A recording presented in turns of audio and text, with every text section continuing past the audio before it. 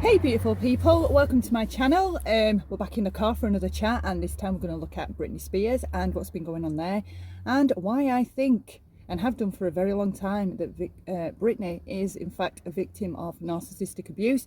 I'm going to outline why I think that. We're going to take a look at the conservatorship call that was leaked, what her statement that she made. I'm going to analyse that, dissect it a little bit, go through it, expand a little bit on what she sounds like she's describing abuse-wise. So yeah, join me for that. Stay tuned. Take a few notes. You know me and my memory, just so I keep track of what I've said and what I need to say. Okay, so I thought we'd jump straight into it. So I believe, and this is only opinion, okay, this isn't fact, there's nothing to say it's fact. So I believe personally that Britney is definitely a victim of familial narcissistic abuse.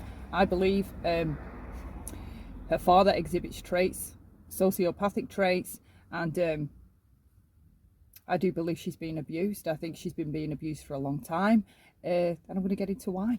So there was a quote that her father had said about, here's the quote: "He is sorry to see his daughter suffering and in so much pain." All right, now there's two words in the English language that aren't necessary, they're not just words, okay, they require an action for them to be, right? They are sorry and love. We can't just go around saying the word love and presume it to be recognized, and we can't just go around saying the word sorry and presume that to be recognized. They are both an action. They both require an action. Love is an expression of action, and sorry is an expression of action. If somebody is saying sorry to us, we would need to see changed behavior, okay, for that sorry to be valid. So when her dad says he is sorry to see his daughter in so much pain and suffering, well, is suffering and in so much pain, and Mr. Spears loves his daughter very much, when he's saying sorry, he is sorry to see his daughter suffering, okay? That kind of a sentence from a parent, it doesn't really make much sense, and that minute paragraph for me suggests narcissism on its own, okay? Because if you were the cause, or you were behind the cause of your daughter suffering and the reason that she's in so much pain, you wouldn't be saying sorry about it. You would be reversing it, changing it, stopping it, relinquishing control of whatever the problem is, all right? He doesn't do that. He just, like narcissists and sociopaths, they will say the right words, but they won't ever be backed up by action. There will never be an action, okay, that backs up the words. So that's why when people say, you know, one of the red flags to look for is that words match actions, or actions match the words, all right? They're not just things that are said. You actually see evidence of those words, okay? So to know that they're valid and meant, or whatever, etc. okay? So when he says he is sorry to see his daughter suffering, as a parent, you wouldn't allow that suffering to begin or to be going on in the first place, okay? So that's my take on that part. When he says Mr. Spears loves his daughter very much, right? Well, that's been said for him by someone. If you loved your daughter very much, she wouldn't be in the position she was in. She wouldn't be petitioning to a court to end her suffering, all right? She wouldn't be appealing to the world and whoever else is listening to help her and hear her. She wouldn't be needing a judge to hear her, because if you love your daughter, she wouldn't be in that position, all right? So just that small sentence, that small paragraph, just that small paragraph for me suggests already things aren't okay behind the scenes in that family, all right? Again, that's how I would go on to think or surmise that there isn't any healthy love in that family, all right? Not necessarily from her, but because of the position she's in and the fact that that's all he has to say about it, all right? You don't hear him saying, you know, maybe I've overstepped the mark. I was genuinely looking out for her. I thought I wanted the best for her. I thought I was doing that. Now that I'm aware that she's in so much pain, I'm going to put an end to it. She can have the full rights and control back to her own life. He doesn't say that. He just says he is sorry to see his daughter suffering and in so much pain. How? I just find it sick, okay? That might get past untrained or unfamiliar eyes to the things abusers say, but it does not bypass me. I see right through that statement. Okay, Britney would not be in court pleading with a judge to free her from enslavement and oppression if her father really loved her and didn't want to see her suffering. He is the one continuing this suffering for Britney. All right. They have control of her body. They've got control of her right to reproduce, which I find absolutely out of this world insane that that's even allowed to go on. They have control of her freedoms. They have control of her choices. It is an absolute abuse of power. Now, I think these conservatorships over here, because I'd not heard that term until, you know, I started fraternizing with all my online American friends, okay? And I'm assuming it's similar to a power of attorney type stance that we would have over here. And I know this new judge has been quoted as saying that these conservatorships are only put into play if I mean, the situation has to be grave for these conservatorships to take effect, all right? So you're talking very poor, declining mental health, possibly somebody on their deathbed that's incapacitated and incapable of running their life the way they need to because of that. So they need somebody to step in and help them, all right? But with the judge saying that she knows that these conservatorships are only put into place in extreme situations, it kind of worries me a bit that she's not going to be open to the idea that this could have been a sham from the start, all right? That this could quite actually be deception, more of a control agenda than it ever was as a protective measure, okay? I just hope that she's open to the idea that this could have been put into play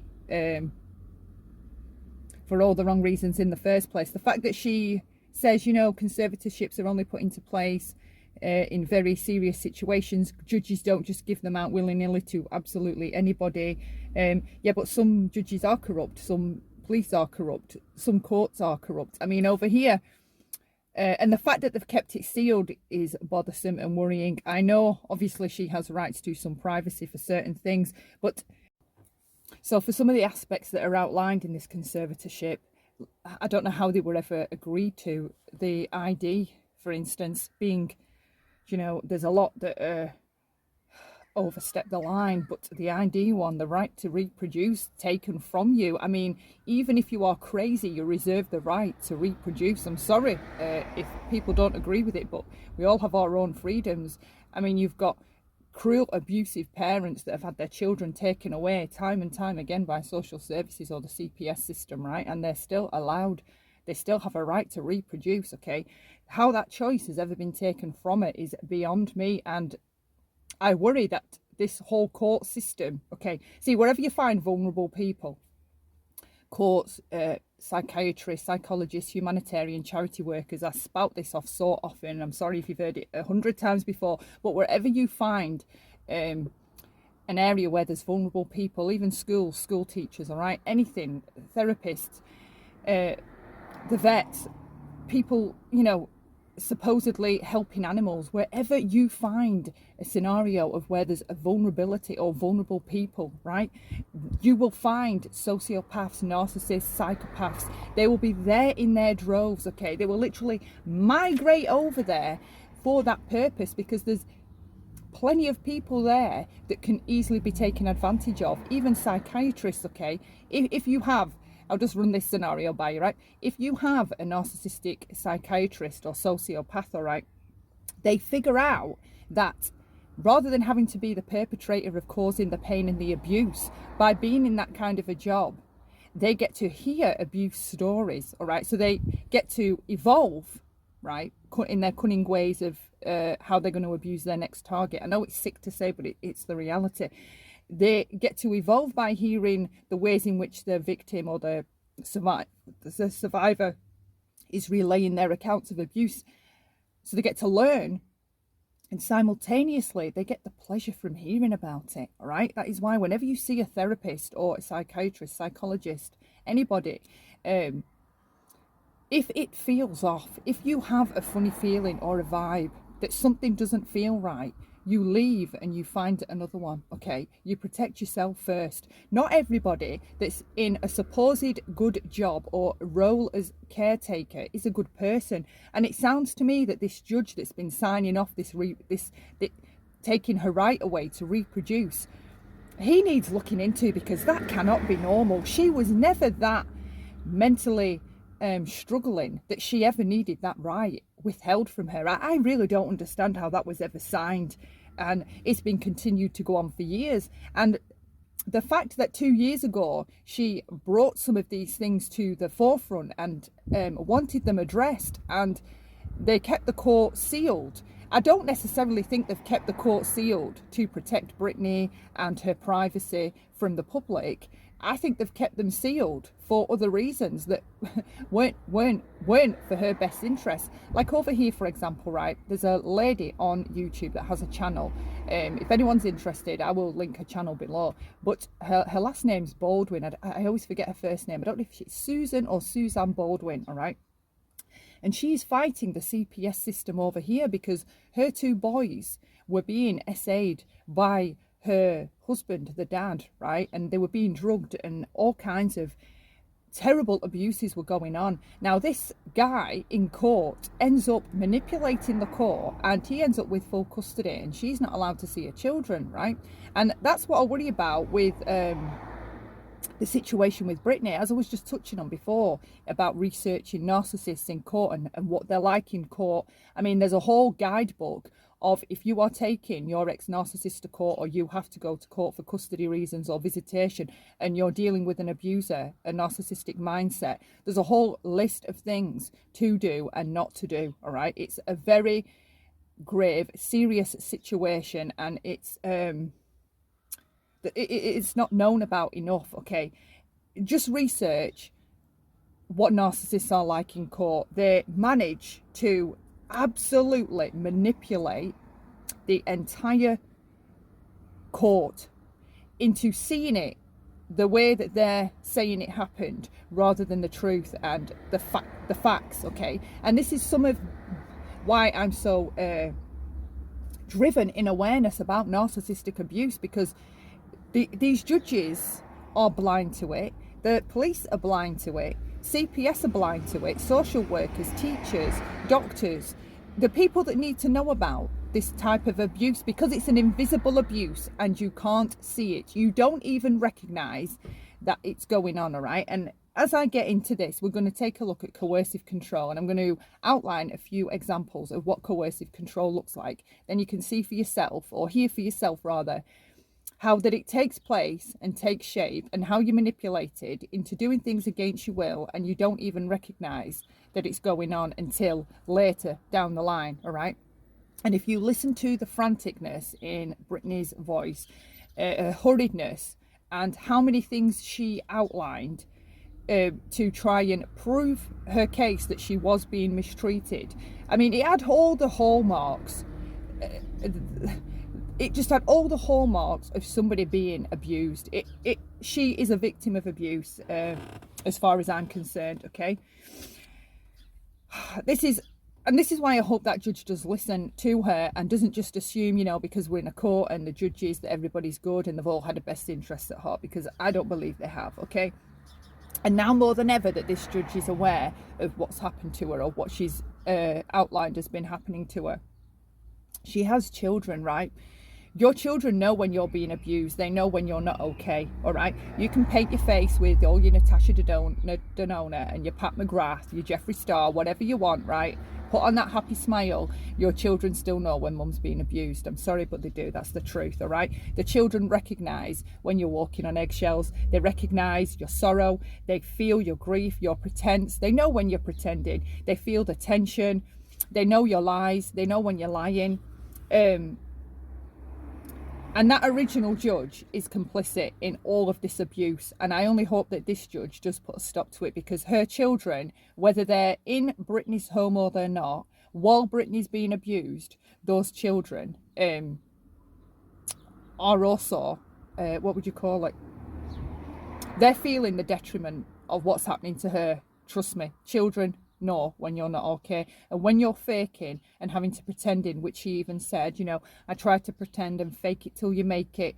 Your children know when you're doing that. And again, for me, that was another hallmark and red flag of somebody being abused, because that's what you do when your parents are abusing you, right? But you don't know it as abuse. Because I only woke up to that fact or that idea at 36 years old. I had no idea what I'd been raised within, because you are conditioned and groomed to accept it as normal, all right? And that pretending, I used to do that with my mother all the time, because you just want your mum to like you and love you, right? So when they're giving, like, they will give you advice that sabotages you, right? And like me, I can tell you the situation that I've ended up in today. I know I have to take responsibility for it, but it was my mum guiding me into these decisions that have led me to so many dead ends until like things have just spiraled and got out of control, and I'm in the situation I'm in now, all right?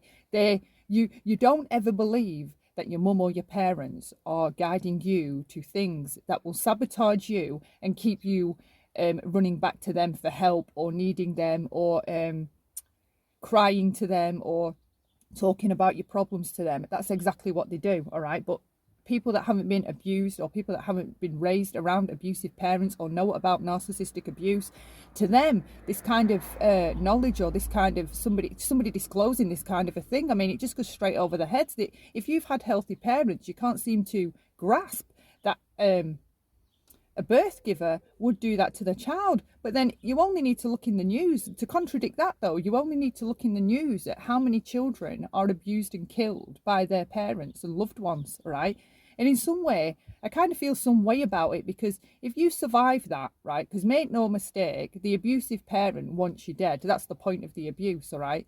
They hope that you do it yourself.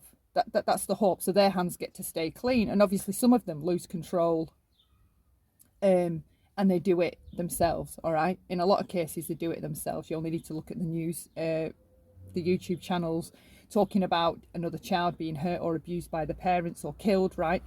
And they push you, they work on pushing and pushing and pushing you as close to the edge as they can get you to go, with the goal being they want you to go over the edge, all right? They don't want you alive. I don't know why they have you, why they even bother getting pregnant, why they don't make sure that doesn't happen. But that isn't how it goes. Abusers will just keep continuously having children and abusing their children. And in one way, it gives them a permanent target, a permanent victim to abuse, okay? Because when they don't have children, abuse is in their nature. So they abuse the people that they come across, their friends, colleagues, people at work, people at school, for example. But them having a child gives them a permanent target to always take that abuse out on, okay? So anyway, back to Britney. Your children know when you're being abused, so I really hope that this judge does step in and puts a stop to this, and looks into the fact of how this ever got to be, because she didn't seem that shocked to me on the disclosure that I heard. She didn't seem, she just didn't seem aghast and horrified at what Britney was relaying to her. I didn't feel there was a sufficient response, should I say, okay? And again, this is why narcissistic abuse needs more awareness raised. Narcissistic victim syndrome. When you're being abused, it puts you psychologically in a reactive state of mind. You're in a PTSD state of mind, and her hurried nature at trying to rush all that out, they're giving more than enough examples of the abuses that she's been dealing with.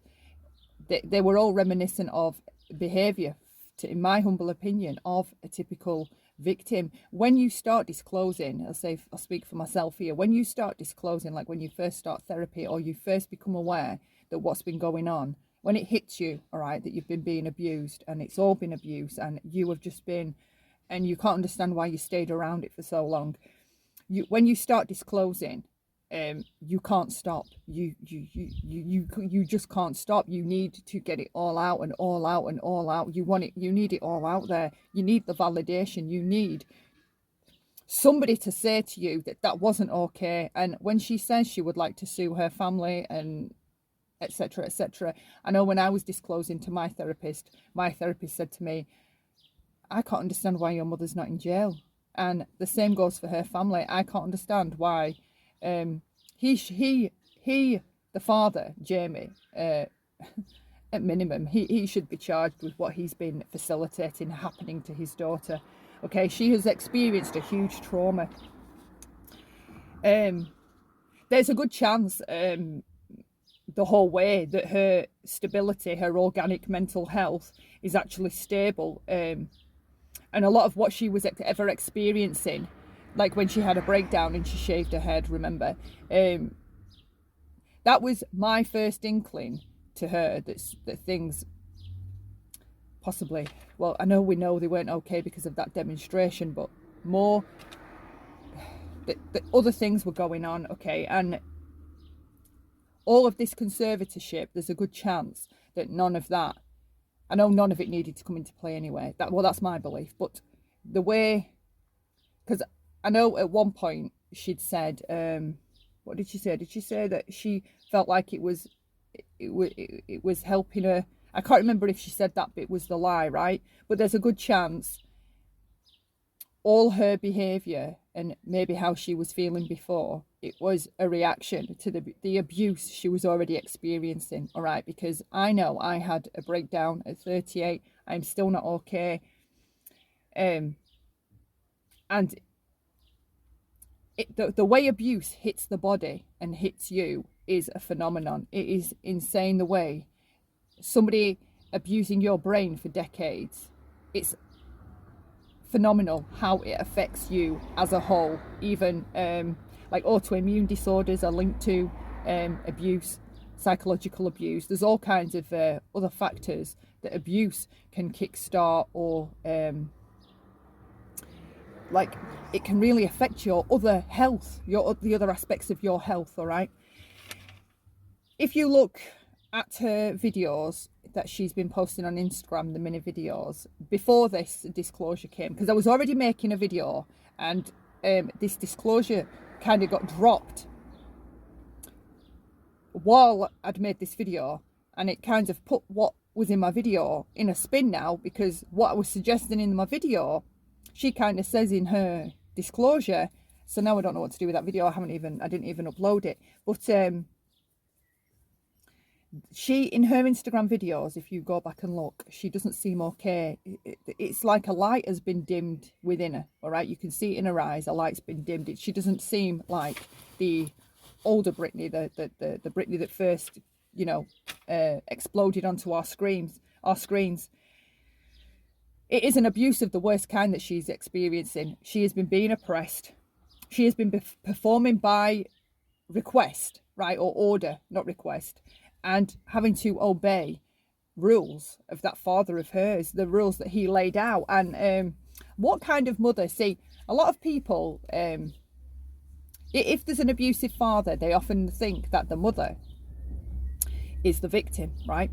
But if you have a mother and a father, and say the father's abusive and you're abused, and the mother still stays with the father and raises you and continues to stay with the father, okay?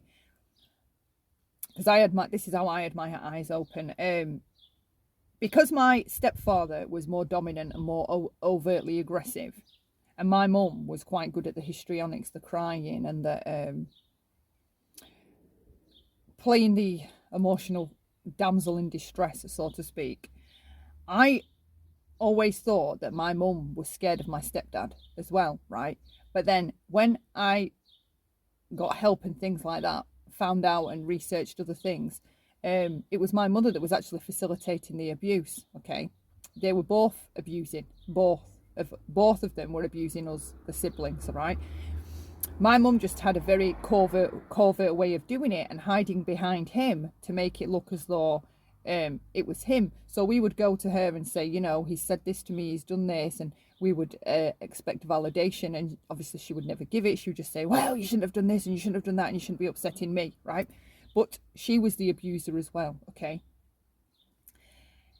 And for me, mothers that stay with those men that are abusive, they're enablers, and in some families they are actual active abusers as well as the father, but they often get missed, you see, because they're the woman, the female, and the woman's thought of as, you know, motherly and nurturing, and the mother gets overlooked. So when I look at Britney's mother, the fact that she's allowed her father, her husband, to do this to their daughter suggests to me her hands aren't squeaky clean in this either. And the sister, if you look at the sister's Instagram, okay, she's liking all the all the Insta posts that Sam tags Britney in. You can see Jamie Lynn Spears liked this post, right? Britney never likes the posts that he, because he'll write these posts. Oh, this was me and Britney. Oh, you know, I love her, and then he'll tag Britney, and she doesn't even like the post. All the way down his page, she isn't anywhere liking the posts of him tagging her. Okay, now wouldn't you think if this was a genuine relationship and she's running her own Instagram, or no, because I think she is running her own Instagram, but she doesn't like any of the posts, and it just strikes me as odd, right? If they're together and he's tagging her on his Instagram, how come she isn't liking the posts, but the sister is? The sister's straight there. Jamie Lynn Spears liked this post. Jamie Lynn Spears likes this.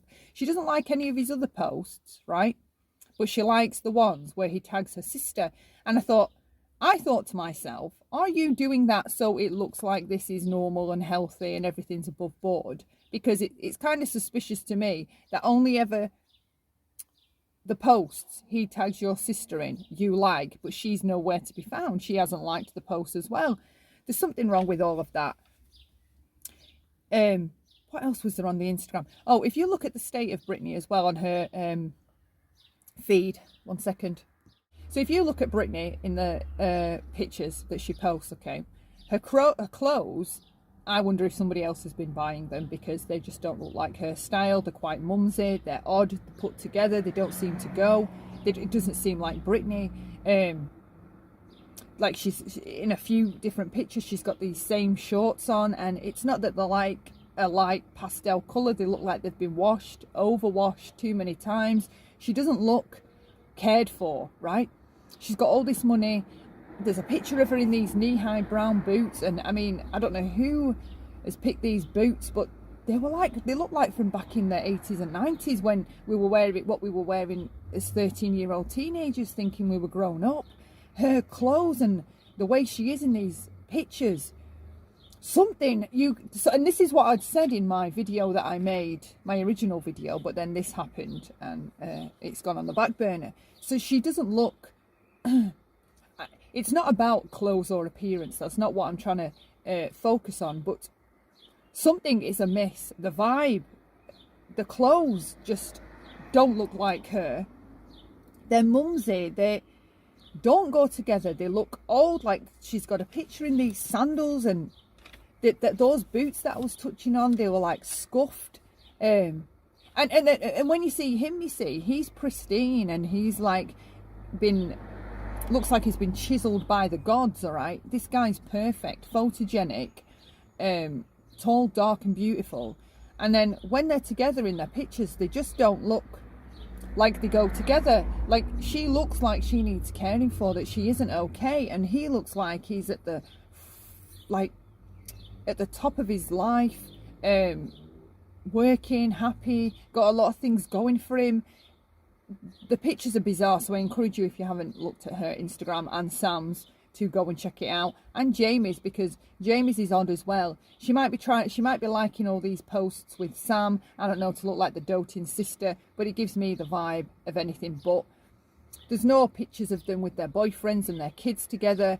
It's not so much what's there, it's what's not there for me. And they might sound like little things, not really anything, but to me they stand out. Okay, her eye makeup, like I always loved Britney's black eyes, the black eyeshadow and the black eyeliner. It looked hot. All right, well, the pictures that she posts now, she always seems to have this black eyeshadow on, and it's really messy looking. It looks like someone's just chucked it on her face.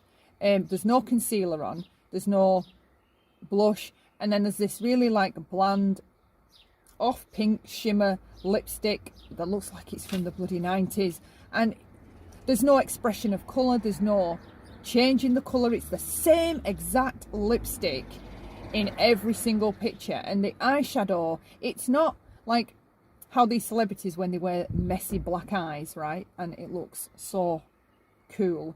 It doesn't look like that. It looks like someone's haphazardly chucked it on. It's all smudged underneath, but not smudged where it's, again, stylish and presentable. She just does not look okay. She never has nail varnish on. She never has her nails done. Her toenails are bare as well. And again, right, if you're depressed and you're the victim of abuse, those kinds of things would be noticeable. So I'm not in any way being negative. For me, they're like red flags that things weren't okay before this disclosure came with the conservatorship. They were the things that jumped out to me. So I'm not getting at her at all. I adore her. I'm not getting at her.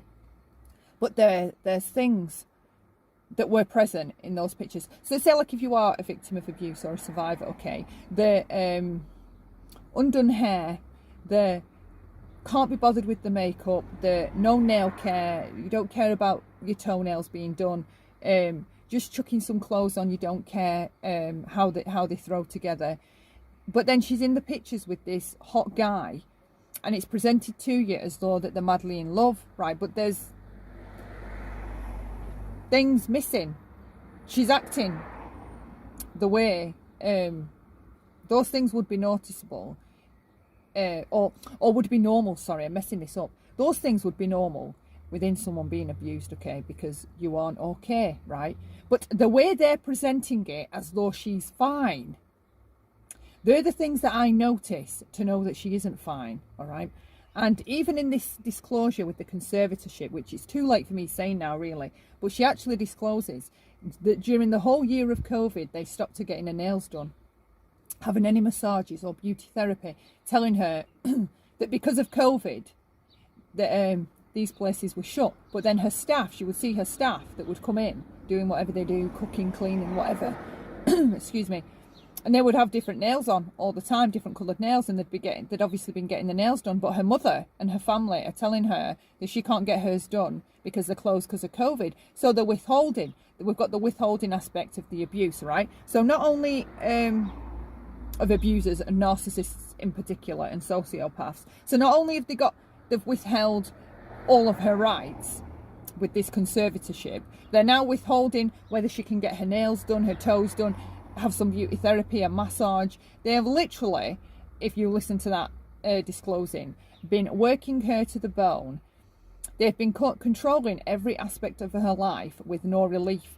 And it bothers me. What was their end game with that? What was Daddy's end game with that? To push her to the point where she hurt herself, because it's an absolute miracle and a blessing that girl hasn't done. It's a miracle that she's as stable as she sounded in the court. A miracle, because you imagine living enslaved like that, being controlled where you can go, where you can't go. They keep her working 7 days a week. They're forcing her to see a psychologist two times a week, right? Even when you come out of a traumatic situation, horrendous trauma, right? Be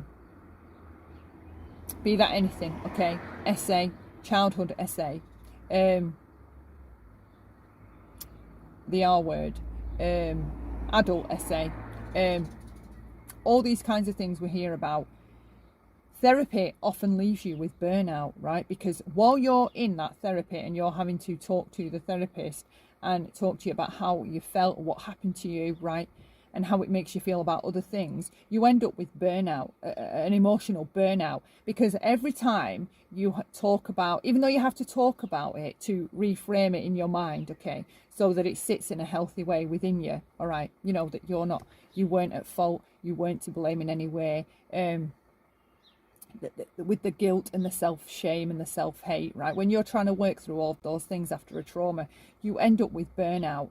I mean, sometimes not recently, but sometimes I've come out of therapy where I don't even want to see another therapist for ever, all right? Because the stuff you have to constantly keep talking about it.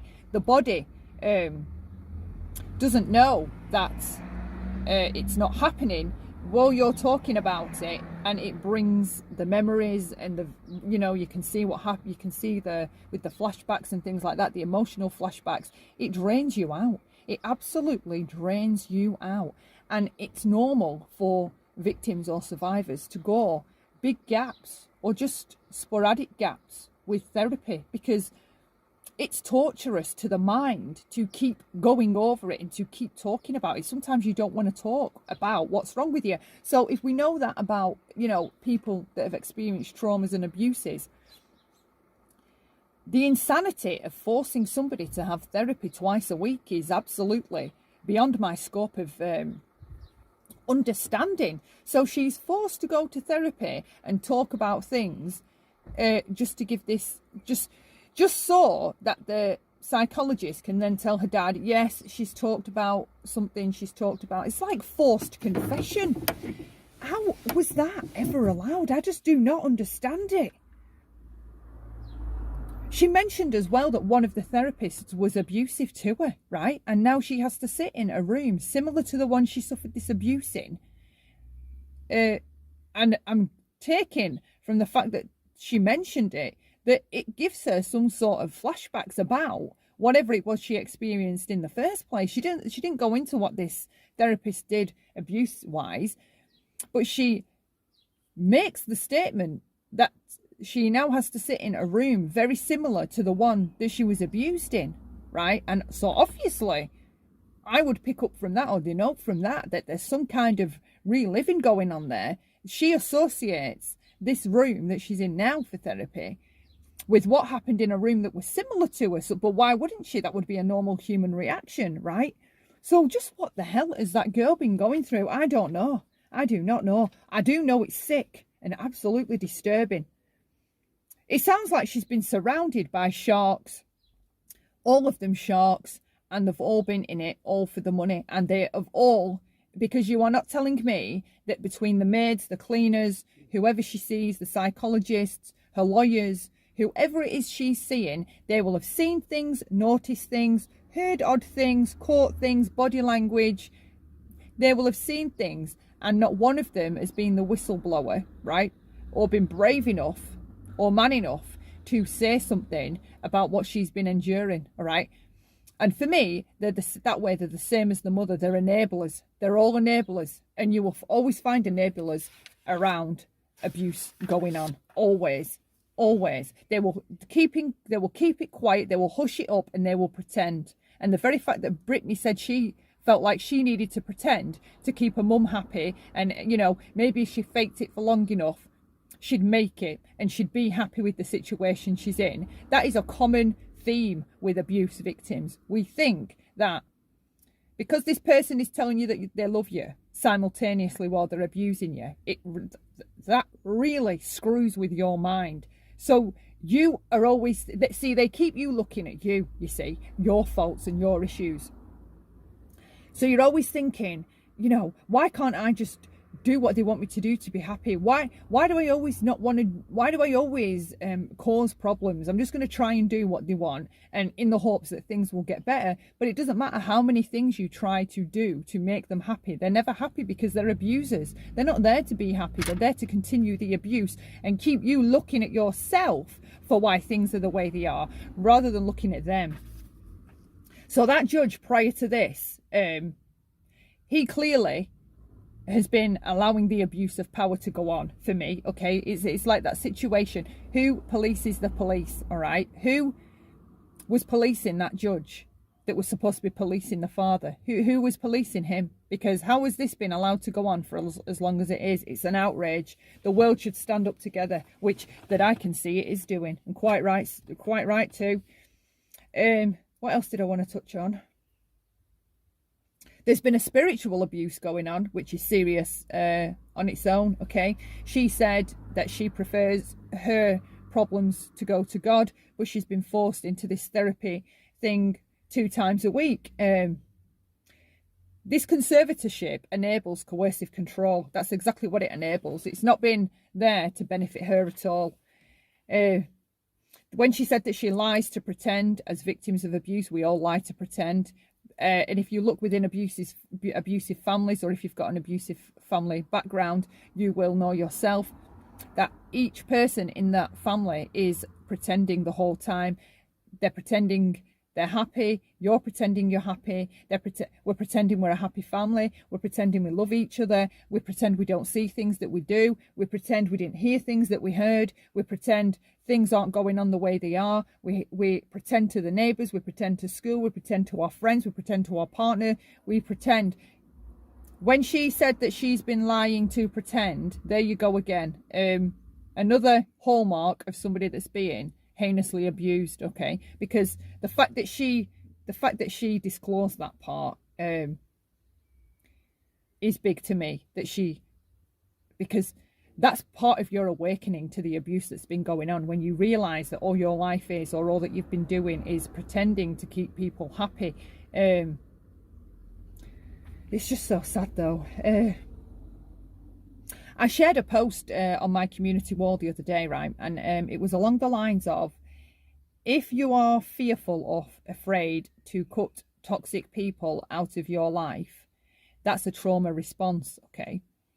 And when she says she's lied to pretend, the two kind of go together, because when we're afraid to cut toxic people out of our lives, it's a trauma response in the way of, if you're scared and fearful about what someone's going to do if you cut them off, that's your proof positive that you're being abused, or things aren't okay, or you're not being treated right. All right. So if you're scared of cutting somebody off, there's your red flag that they definitely need to go, because you shouldn't be feeling scared. Nobody should be making you feel scared, child or adult. All right. So when she says that she's had to lie to pretend, it's kind of like another trauma response, that pretending. All right. You feel like you have to pretend, whereas in normal healthy relationships and healthy families, no one's pretending anything. You're allowed to be honest. There's the freedom to be honest, and your honesty is met with a healthy reaction. Okay. If one of my children came to me to say, you know, Mum, when you said this yesterday, it really upset me, I would apologize and would go through it. All right. Because that's what a healthy family is. You can discuss things. So the fact that she has to pretend, or she felt like she had to pretend, should I say, that's another trauma response. There's definitely abuse going on there. And I'd watched a movie actually about Britney a few weeks ago, and that's why I was going to make the video that I've not ended up uploading, because I'd shared it quite a while ago on Twitter, maybe over a year ago on Twitter, that I believe Britney is a victim of narcissistic abuse, all right? And this show came on TV, this movie, and it was talking about, and it had like footage of Britney when she was a little girl, right? And her mum at these pageants and these dance events and things like that. And I think once she was even at her school. And that's when I started to wonder about Mum. Was she, because look, I know there's great mothers out there, for sure, okay? I know that there's great mothers that don't forcefully push their children into early success. But I also am aware of, you know, the dance mums and the pageant mums that are hardcore, and they live through their child. So all the things they push their child to do, they're all the things that really they wanted to do, but they force and direct and push their child to be these things and do these things because they never got to do them. So they're not actually giving their child any autonomy. They're making their child be what they may wish they'd have been, right? And they forcibly push their children into a lot of these events. A lot of the parents, not all, but a lot of the parents that you see with at these pageant events, the things that, like, if you just listen to some of them speak, I mean, they tell you themselves, they're obsessed, and it's not healthy. All right. So when I was watching this movie about Britney, and it had the mum, and she was there at all these events and pushing her and pushing her and pushing her, I'd started to wonder then, is mummy a bit narcissistic? All right. Who's this really for? Is it for Britney, or is it for you? All right. So that, I don't necessarily think that it's all just dad that's being the abusive, controlling parent. And with abusive parents, you get mostly two types, all right? You get the engulfing narcissistic parent, and you get the neglectful, narcissistic parent. Now, my parent was neglectful in that they don't care if your needs, like neither the engulfing nor the neglectful care if your needs are met, all right? But the neglectful one won't contact you, doesn't even care if you're alive or dead. They will go out of their way to be absent, all right? So if you tell them that a teacher's hurt you or told you off at school and it wasn't your fault or you've been being bullied, they will be sure to be absent from helping that or putting a stop to it. If you want to share with them about things that you're going through or something that you're happy about, they will make sure that they're absent from that. If, like, big moments in your life, so like when I disclosed to my mother that I'd been SA'd as a child, okay, they make sure to be absent from anything that's happening to you or happened to you, good or bad. The engulfing parent, on the other hand, is the opposite. They are, even though they're neglectful and they don't care if your needs are met, they're very domineering and controlling, all right? They're the type that want a key to your door. They will just let themselves in to your home. They have no qualms or cares about your rights to privacy, that you might be doing something, you might have arranged something, you might be going out. They will just show up and bamboozle you and completely take over. They will take charge with raising your children.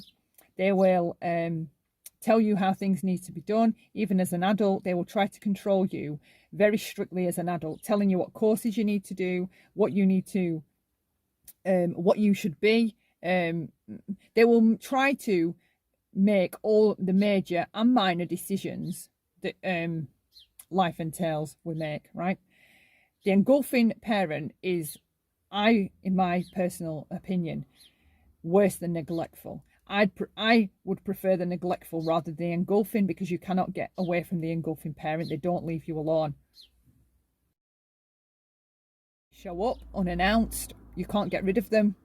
They just take over your whole life. So I did wonder if Mum Spears was that way while Britney was growing up, very domineering and controlling and pushing, but it was done under the guise of, I just want the best for you, you can be a success, and I believe in you, and blah blah blah. But I when I watched that movie and I saw Britney's mum, I did start to lean more a bit to this side. And then now that we know that Dad is abusing Britney in this way, I'm quite good with that decision that I've pitched on her. I don't find her to be a healthy parent, not from what I'm hearing and seeing anyway.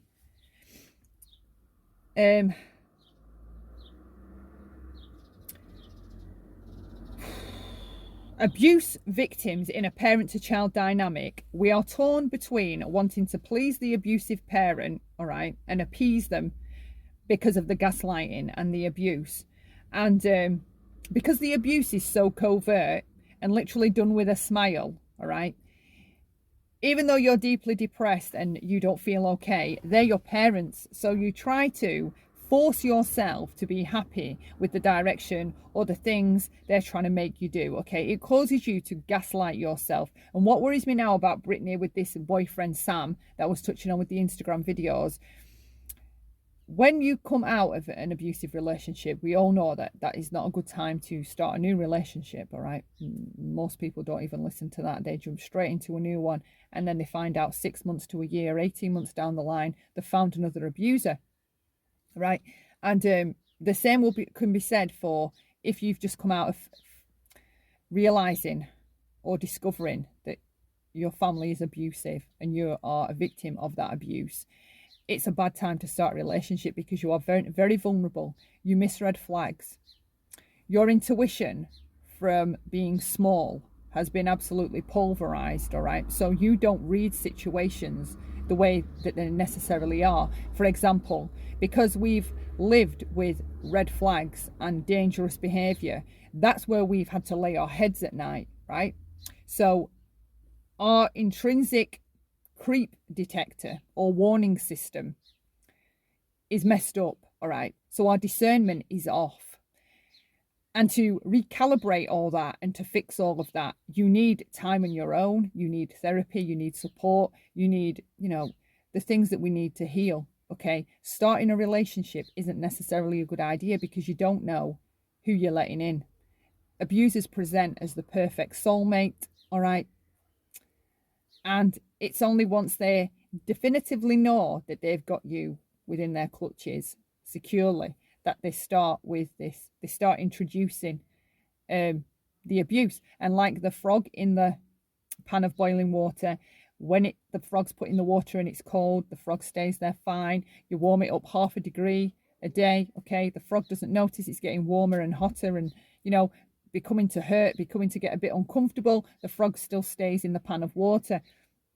Only when it's hot, when it's too late, does the frog decide, you know what, this is hot, I need to get out. And it's the same with an abusive relationship. We stay, and the abuse is turned up 0.5 degree at a time, slowly over a period of time. And then by the time you realise that, you know what, this person is hurting me, they're not out for my best interests at all, it's too hot, and escaping becomes very problematic and dangerous, all right? So it worries me that she is in this relationship. I personally don't believe that it's a genuine relationship. I think that she might think it is, all right? She might think it is. But I think he's been the fitness trainer possibly, okay? And this is just a theory, it's not fact. I wonder if he's been the fitness instructor and, you know, I don't know, feelings have developed, or he's been paid, or... Because it would help the dad if she was in a relationship, if you think about it, right? In some ways, it would help the dad to keep this control if she was in a relationship. Because when you're having that aspect of your needs met, all right, by a partner, she's less likely to be complaining and digging her heels in and causing a fuss, creating a fuss, because she's got this treasured, happy time with this person to look forward to, right? So dealing with dad and arguing with dad, I don't know. I do wonder if he's set this guy up to be, or to have Britney believe that he is, you know, I don't know. I feel like it's done as a manipulative measure. I do not believe, and again, if you go and look at his Instagram, the pictures, how they are, he just looks like he's stepped out of the front of Vogue on every single picture, and she just does not look okay. I mean, even some of the pictures that I've seen publicly online, or where could I have seen these pictures? I will try and get the ones I'm talking about and put them at the end of this though, but there are pictures and you can just see around her eyes. She is not okay. Some public appearances, I've seen some pictures of her showing up, and I mean, she's got this look in her eyes, and she might be smiling, but those eyes aren't smiling. She is not okay, and it just worries me. You know, is he there to help her? Because why isn't he blown the whistle? Why isn't she liking the post that he tags her in? Why isn't he why isn't he done anything? Right? I don't care. If I knew someone was being abused and I may get, you know, into trouble by disclosing what was going on, I'd take the trouble. I'm sorry, there's some things that you take the heat for rather than you keep quiet about, all right? And abuse is one of them. Somebody within that fucking environment that's been keeping her captive, okay, because that's what they've been doing, keeping her captive. Someone should have said something. So if he's a genuine partner, right, to hell with not rocking the boat. The boat's rocked. Someone's being abused. That's the rocking the boat, right? You're now going to be the helper, the hero, the one that puts a stop to it, all right? Why hasn't he said or anything? And that sister, fuck that sister. That's all I have to say about her. What kind of sister allows that kind of abuse to be going on and does nothing? See, right, when you grow up in a family and the parents are abusive, I've always thought that Britney was the scapegoat child, right? And the scapegoat child is the one that's oh, there's a little cute bird sat on my chair.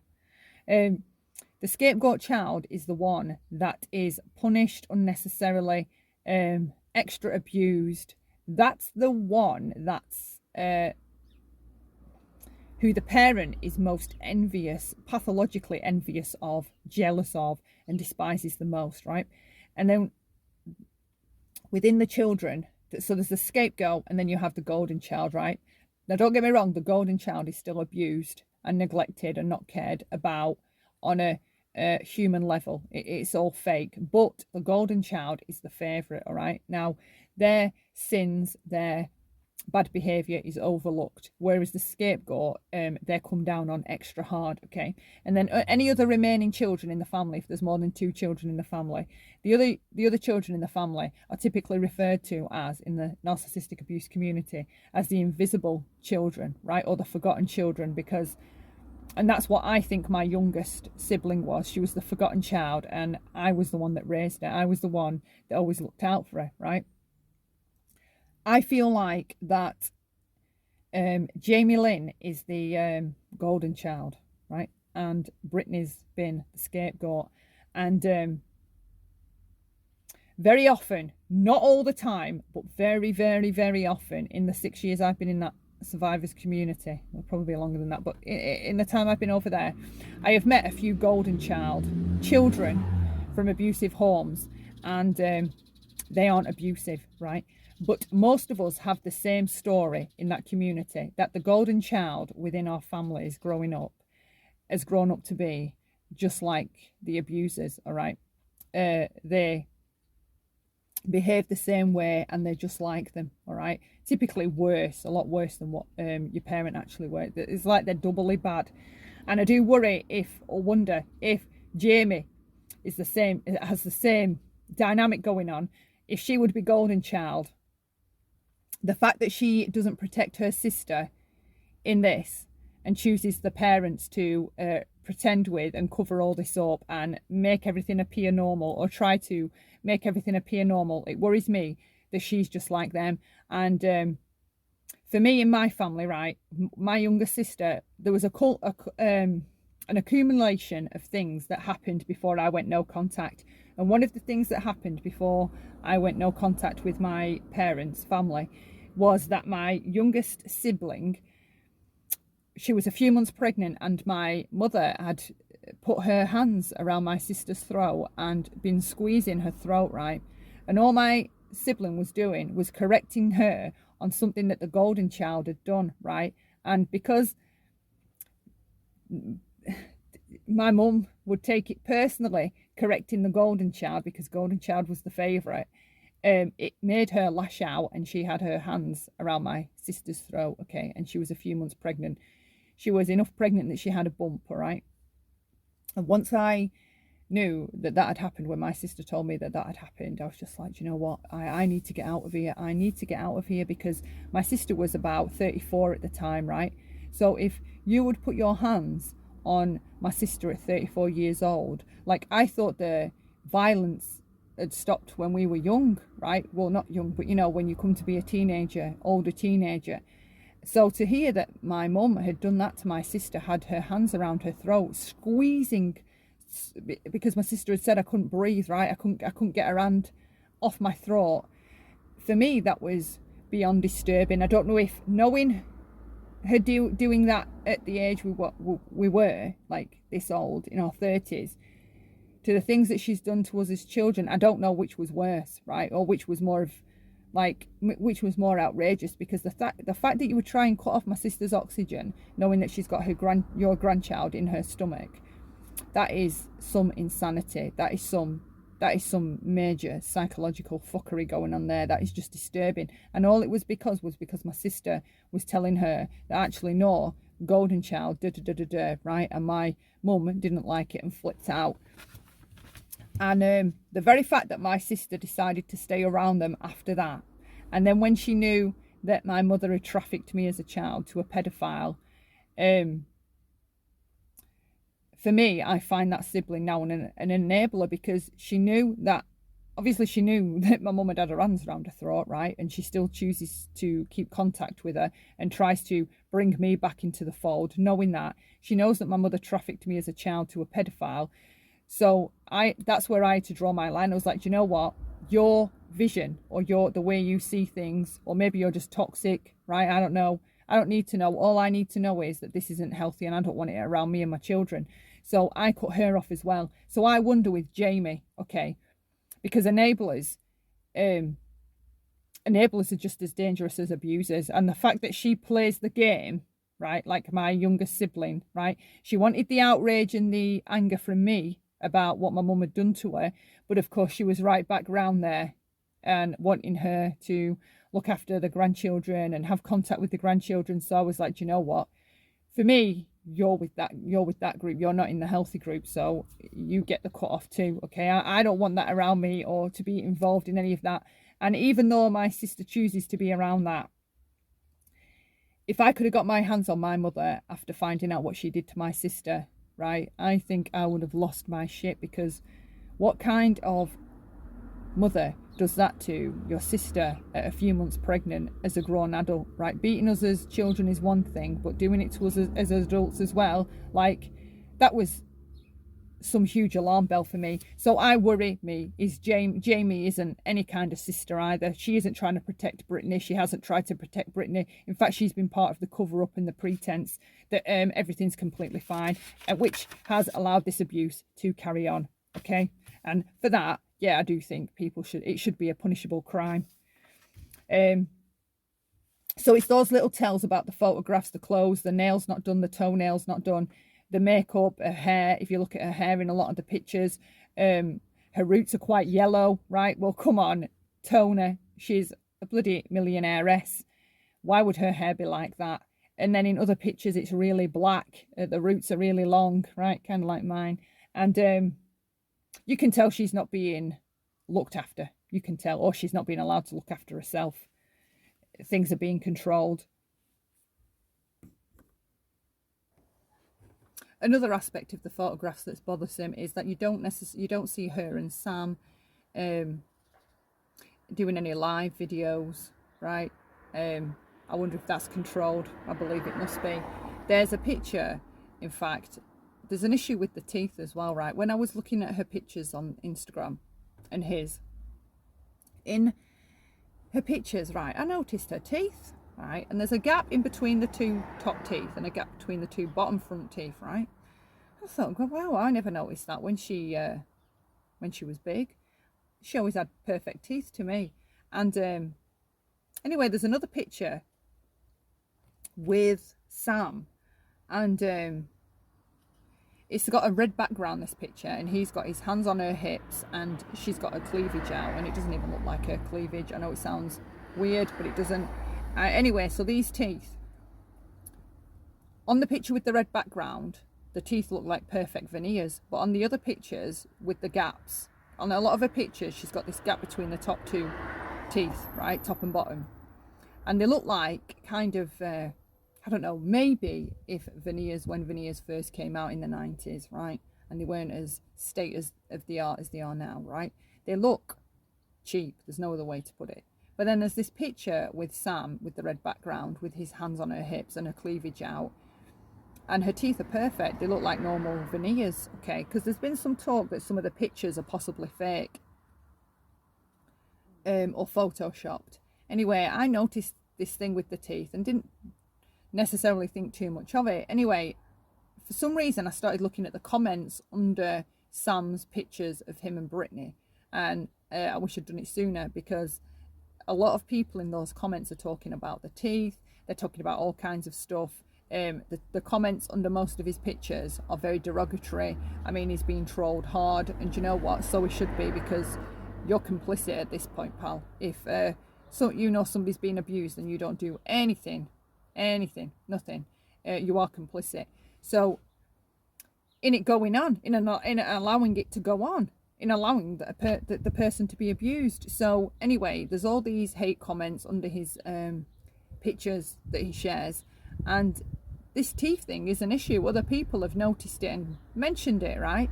So then I was like, right, well, if I've noticed that and all these other people have noticed it, because why would I notice it? I'm not a hardcore fan. I adore her. I think she's fantastic. I love her songs and things like that. But I have never been a hardcore fan where I can tell you all the words to all the songs and I've bought every album. I'm not that kind of a fan, all right? So if other people have noticed it, you know, these hardcore fans, that's something weird. And then there's another picture. I'll touch on this and then we'll close it off. There's another picture of Britney and Sam, and they're both on their bikes, right? And it looks like it's taken at quite a distance, which is fine, but the clarity on him compared to the clarity on her is off. All right, you can see it's him and you can see his features, but on her, who's directly next to him, same distance away from this camera, the face is weird and blurry, and the kickstand to the bike, you know, like the little stand where you stand your bike up, the bike stands this way, but she's on the bike leaning that way. It's just off, right? Why would you be leaning that way when the bike's weird, right? But you know what, if it was photoshopped, she has correlating shadows on her legs from the overhanging tree. Like, it does, I don't necessarily think it's Photoshop, but there's something wrong with it. I don't know what is wrong with it. I'm not a photograph expert, but it's very strange. There's a few pictures that people are trying to say. There's another picture where it looks like they've not cut the arm off, and her arm goes over his ear when it should be behind his ear. There are a few instances of issues with those photographs. I don't believe that all those photographs are genuine. I think something is amiss with the photographs for sure. And the fact that there was another thing about the photographs I wanted to touch on. I can't remember what it was. Anyway, go and check out those photographs. Like, there's no romantic meals. There's no, that was it. There's pictures of them, right? And there's this scene where they're at the beach, okay? They're led on their towels on this beach scene. And then they're walking off towards the sea. But there's someone with them all the time. I think they have to have a chaperone or something, right? Because who's the one that's taking the pictures? If they're walking off towards the sea and this is a date, right? Who's taking the picture? Who's there on the date taking video in it and recording them walking off towards the sea and things like that? Who's taking the pictures? There's something weird about those pictures. I'd love to hear somebody else, you know, touch on it possibly, so that I could have a better understanding of what is wrong with those photographs, because it bugs me. When you know something's off and you can't figure out what it is, I'd love to know what it is. So I'm going to close this off here, and I'm going to jump into the dissecting the conservatorship disclosure. Okay, so I hope you've enjoyed watching. Please consider leaving me a like or a dislike. Consider subscribing if you haven't. And until next time, bye for now.